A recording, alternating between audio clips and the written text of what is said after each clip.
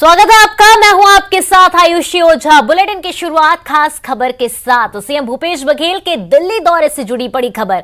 अगले 24 से 48 घंटे में कांग्रेस के बड़े फैसले संभव है। कांग्रेस प्रवक्ता रणदीप सुरजेवाला ने संकेत दिए हैं। सीएम भूपेश बघेल और गहलोत से हुई चर्चा। सुरजेवाला ने बताया दोनों मुख्यमंत्रियों को पार्टी और सरकार चलाने का अनुभव है। सोनिया गांधी की निर्धारित समिति में हुई मंत्रणा। सुरजेवाला ने बताया 24 से 48 घंटे में निर्णायक फैसले पर पहुंच जाएंगे। बता दें आपको कि सीएम भूपेश बघेल के दिल्ली दौरे से जुड़ी ये बड़ी खबर, जहां पर सोनिया गांधी के घर पे जो है बैठक चल रही थी। तकरीबन 5 घंटे तक ये बैठक चली। अगले 24 से 48 घंटे में वहीं कांग्रेस में बड़े फैसले होने के संभावनाएं भी जताई जा रही है।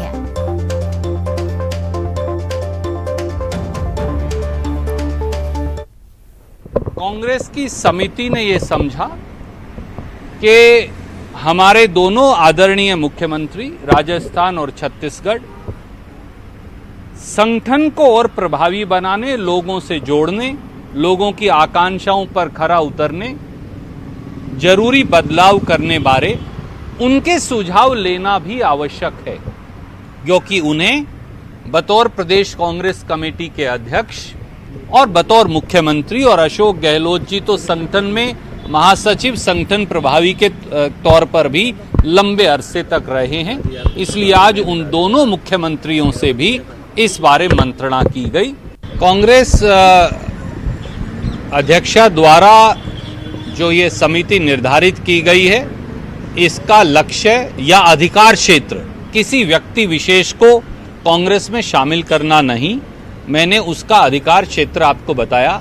संगठन कैसे मजबूत हो, चुनाव के लिए बेहतरीन तैयारी कैसे हो, प्रांतीय और 2024 के चुनाव और बेहतरीन तरीके से कैसे लड़े जाएं, लोगों की पीड़ा को कांग्रेस और बेहतरीन तरीके से कैसे उजागर करे, लोगों से कांग्रेस और बेहतरीन तरीके से कैसे जुड़े, और भविष्य के भारत का, सुदृढ़ भारत का निर्माण कांग्रेस के नेतृत्व में किस प्रकार से हो, हम केवल इन्हीं पर मंत्रणा कर रहे हैं। जैसा मैंने कहा कि हमारी मंत्रणा 3 दिन से चल रही है। मुझे उम्मीद है कि हम अगले 48 से 72 घंटे के अंदर इस मंत्रणा को पूरा कर लेंगे। तो वहीं ज्यादा जानकारी के साथ हमारे सहयोगी अशरफ हमारे साथ जुड़ चुके हैं। अशरफ, आपसे जानना चाहेंगे, ये बैठक हुई जो कि काफी महत्वपूर्ण बताई जा रही है, और साथ ही साथ ये अब बात सामने निकल कर आ रही है कि अगले 24 से 48 घंटे में कांग्रेस में बड़े फैसले हो सकते हैं। किस तरीके के बड़े फैसले की संभावनाएं जताई जा रही है? आयुषी, देखिए बहुत साफ है जैसा कि इस बैठक में तय हुआ है। जहां संगठन में कमियां हैं, दोनों मुख्यमंत्रियों को साफ कहा गया कि जहां संगठन में कमियां हैं उनको दूर किया जाए। कमियों को दूर करने का मतलब यही है कि अगर कोई आदमी काम निष्क्रिय है, वो नहीं कर रहा है, जिम्मेदारी का निर्वहन नहीं कर रहा है, उनको बदला जाए, उनकी जगह दूसरे आदमियों को, नए लोगों को मौका दिया जाए। तो यहाँ पर जो बात हो रही है वो बदलाव की हो रही है। जो निष्क्रिय लोग होंगे, जो कांग्रेस पार्टी को या सरकार को जो अपेक्षित नतीजे हैं नहीं दे पा रहे हैं, उनकी जगह दूसरे नए चेहरों को, युवा चेहरों को मौका दिया जाएगा। क्योंकि यहाँ पर उन्हें 2023 विधानसभा चुनाव और उसके बाद 2024 लोकसभा चुनाव जीतना है। ये इसके बहुत साफ संकेत दिए कि जो काम करेगा वो संगठन में रहेगा और उसको जिम्मेदारी दी जाएगी। और इसी बात को लेकर यहाँ पे ये कयास लगाए जा रहे हैं, और ये संकेत भी रणदीप सिंह सुरजेवाला ने साफ दिए हैं कि अगले 48 से 72 घंटे के बीच में जो बदलाव होने हैं वो निश्चित तौर पे हो जाएंगे। और वो जो बदलाव है, संभावना यही व्यक्त की जा रही है कि राज्यों में संगठन के लेके होंगे, चाहे वो छत्तीसगढ़ हो, राजस्थान हो, मध्य प्रदेश हो, जहां जहां चुनाव है और जहां कमियां हैं उनको दूर किया जाएगा। और इस कमियों को दूर करने की जिम्मेदारी राज्य के प्रदेश अध्यक्ष, मुख्यमंत्रियों की है। जी आयुषी। अशरफ, क्या राज्यों के प्रतिनिधित्व में भी बदलाव हो सकता है?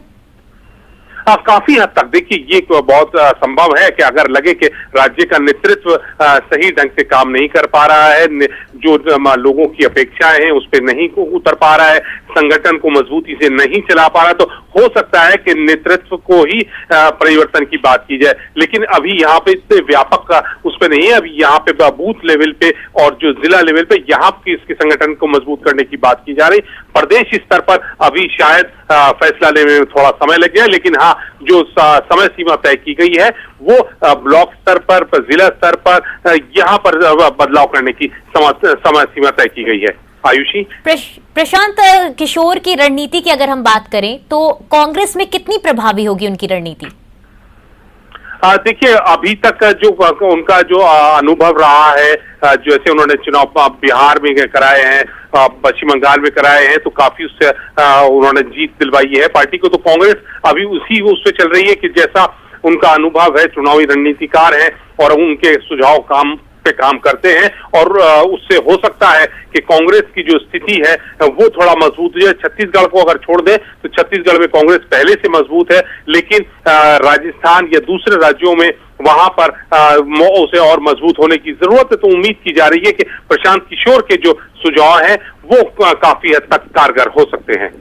जी, तमाम जानकारी साझा करने के लिए अशरफ आपका धन्यवाद। तो देखा जा रहा है कि पूरी तरीके से रणनीति तैयार की जा रही है और कहीं ना कहीं देखा जा रहा है कि प्रतिनिधित्व को लेकर भी जो बदलाव हैं वो भी देखे जा सकते हैं कामकाज को लेकर। और ऐसे में अब रणदीप सुरजेवाला ने जो संकेत दिए हैं कि अगले 24 से 48 घंटे में कांग्रेस के बड़े फैसले हो सकते हैं, वो देखने वाली बात होगी कि इनमें कौन कौन से बड़े फैसले हो सकते हैं, किन किन चीजों को लेकर ये फैसले सामने आ सकते हैं। और साथ ही साथ अगर बात करें प्रशांत की, जिनकी रणनीति की बात की जाए तो लगातार उनके अनुभव के हिसाब से प्रशांत किशोर के, तो अब कांग्रेस उसी को फॉलो करने की पूरी तैयारी में जुटी हुई है।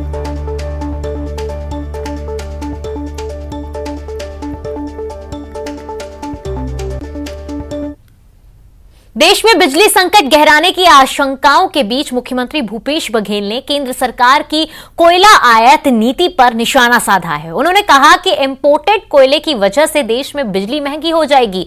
सीएम भूपेश बघेल ने कहा कि केंद्र सरकार की कोयला नीति असफल रही है और केंद्र सरकार राज्यों पर यह दबाव डाल रही है कि दूसरे देशों से आए कोयले का 10 से 20% अनिवार्य रूप से देसी कोयले में मिलाना होगा और ये कोयला अपने देश में उत्पादित कोयले से कई गुना महंगा होगा। सीएम ने आशंका जताई कि आने वाले समय में कोयला संकट को लेकर स्थिति भयावह होगी। वहीं पूर्व मुख्यमंत्री रमन सिंह ने इस मामले में कहा कि वर्तमान में आधे हिंदुस्तान में जो कोयला आपूर्ति हो रही है वो छत्तीसगढ़ से ही है और केंद्र द्वारा उत्पादन बढ़ाने के लिए नीतिगत फैसले लेने पड़ रहे हैं और राज्य सरकार को इसमें सहयोग करना चाहिए। देखिए, इनकी जो कोयला नीति है वो असफल रही है और इन लोग जो पहले जो कैप्टिव माइंस है राज्य सरकारों के लाटे थे, सबको निरस्त किया। उसके बाद ये लोग नीलाम किए, नीलाम में कोई पार्टिसिपेट नहीं किए और उसके बाद स्थिति ये है न राज्य सरकार को ये लोग खदान अलाट करे ठीक से, न ही जो कैप्टिव यूज़र हैं उसको। आज कोयले की जो स्थिति है, आज पावर प्लांट के अलावा दूसरे जो प्लांटों को भी जो कोयले की आवश्यकता है उसकी पूर्ति सभी जगह कटौती कर दी है या बंद कर दी है। तो इसका मतलब ये है कि उत्पादन महंगा होगा तो बिजली भी महंगी होगी। और दूसरी बात ये है कि अब विदेशी कोयला है उसे आयात करने के लिए और उसे खपाने के लिए लगातार हर राज्यों को दबाव बनाया जा रहा है। तो स्थिति तो कोयले की ठीक नहीं है। पिछले समय तो कैसे करके संभल गया और अब जो स्थिति है वो भयावह होने वाली है। आज आधा हिंदुस्तान में कोयला यदि जा रहा है तो छत्तीसगढ़ से जा रहा है। ये नीतिगत निर्णय केंद्र सरकार ने किया है, उत्पादन बढ़ाने की काम है। राज्य सरकार को जो मदद करना चाहिए वो करना चाहिए। बिलासपुर पहुंचे पूर्व सीएम डॉक्टर रमन सिंह ने कांग्रेस सरकार पर निशाना साधा है। उन्होंने कहा कि भूपेश बघेल दिल्ली जाकर गलत बयानबाजी करती है। राज्य में कांग्रेस सरकार ने 3.5 साल में कोई भी काम नहीं किया है। बिलासपुर से लेकर प्रदेश में कहीं भी बता नहीं पा रहे हैं कि उनकी अपनी सरकार ने क्या काम किया है। ये है केंद्र सरकार के पैसे से छत्तीसगढ़ सरकार चल रही है। जो राशि प्रदेश में खर्च हो रही है उसका 52% केंद्र की राशि से खर्च हो रहा है। इसके साथ ही उन्होंने कहा कि केंद्रीय मंत्री के आने से राज्य को फायदा होता है। इसके साथ ही उन्होंने कहा कि कांग्रेस सरकार के खिलाफ कर्मचारियों में असंतोष फैला हुआ है। भूपेश जी 3.5 साल में एक भी काम बता दें जो पूरे छत्तीसगढ़ में बिलासपुर संभाग में कहीं भी ऐसा काम जो उन्होंने कहा हो कि माइलस्टोन है, तो ऐसा 3.5 साल में एक भी काम उनको देखने को नहीं मिलेगा। इसलिए ये केंद्रीय मंत्री जब आते हैं तो इनको तकलीफ होती है, पीड़ा होती है। केंद्र सरकार के पैसे से छत्तीसगढ़ चल रही है। जो टोटल राशि जो खर्च हो रहा है छत्तीसगढ़ में उसका 52% केंद्र सरकार से राशि मिलता है। बिलासपुर में केंद्रीय राज्य मंत्री अश्विनी चौबे ने कहा कि कोयला चोरी, एयर पॉल्यूशन और जमीन मुआवजा में जो संस्थाएं असफल हैं उन्हें ठीक करने के प्रयास होने चाहिए। उन्होंने कहा कि कांग्रेस सरकार और आज की मोदी सरकार में जमीन आसमान का अंतर है। भाई ये नहीं 2016 से जमीन उनकी खिसकती है, जमीन उनको चाहिए। हमें जमीन नहीं, हमें जमींदारी नहीं, हमें जमीन की हकीकत चाहिए और हम जमीन की हकीकत को देख रहे हैं। और 2016 से ही एस्पिरेशनल डिस्ट्रिक्ट में सभी मंत्री जाते रहे हैं। उसी प्रक्रिया में इस साल भी प्रधानमंत्री। तो बिलासपुर से बड़ी खबर, किसान से रिश्वत मांगने का मामला सामने आया है। रिश्वत में शराब मांगने का मामला सामने आया है। मस्तूरी के नायब तहसीलदार पर गाज गिरी है। रमेश कुमार के खिलाफ प्रशासनिक कार्रवाई की गई है। नायब तहसीलदार को निलंबित किया गया है। कलेक्टर की अनुशंसा पर कमिश्नर ने किया है निलंबित। किसान से जमीन संबंधित कार्य करने के बदले मांगी थी शराब की मांग करते वीडियो में कैद हुआ था नायब तहसीलदार।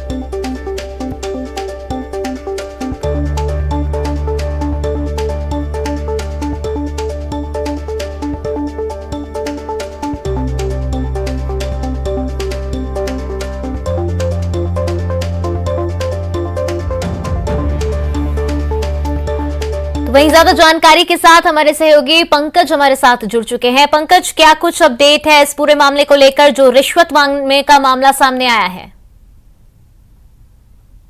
मामला है 17 अप्रैल का, जब एक किसान अपने जमीन संबंधी कुछ कार्य करवाने मस्तूरी के तहसील में पहुंचा था, तो वहां पहले से ही वो उनको जानकारी थी कि इस तरीके से कुछ उनके साथ घटना घट सकती है। तो इसको लेकर के उसने पहले से ही तैयारी कर रखा था और जैसे ही वो अपने जमीन संबंधी काम को करवाने की बात कहा, तब नायब तहसीलदार ने उनसे सीधे एक महंगी शराब की डिमांड कर दी। इसको लेकर के वो नायब तहसीलदार कैमरे में कैद हो गया और जमकर वीडियो वायरल हुआ। इसको गंभीरता से लेते हुए बिलासपुर कलेक्टर सारांश मित्तर ने उनके ऊपर विभागीय कार्रवाई जांच बैठाई थी, जिसमें उन्होंने संतोषजनक जवाब नहीं दिया।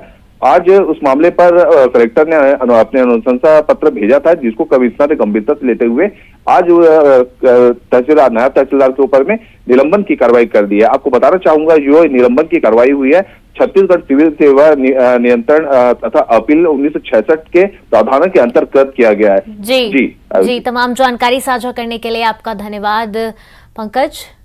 तो वहीं सीएम शिवराज पहुंचे जंबूरी मैदान। अमित शाह के दौरे की तैयारी का जायजा ले रहे हैं सीएम। 22 अप्रैल को भोपाल आएंगे अमित शाह, जिसको लेकर जोर शोर से तैयारियां चालू है और उन्हीं तैयारियों का जायजा लेने के लिए सीएम शिवराज पहुंचे जंबूरी मैदान, जहां पर उन्होंने सभी तैयारियों की, सभी व्यवस्थाओं का जायजा लिया। आदरणीय गृह मंत्री जी जब आएंगे तो सबसे बड़ा जो स्वागत देंगे वो वन समितियां और ग्राम सभाएं जो हैं हमारी, उनको जो इमारती लकड़ी से आय शासन को प्राप्त होती है उसका 20% हमने ग्राम स्तर पर ही वन समितियों को देने का फैसला किया है। वो सौगात देंगे। कुछ समितियों को तेंदुपत्ते के बोनस का वितरण करेंगे और वन ग्राम अनेकों तरह की समस्याओं का सामना कर रहे हैं, तो वन ग्राम को राजस्व ग्राम में। तो फिलहाल इस बुलेटिन में इतना ही। खबरों का सिलसिला लगातार जारी रहेगा।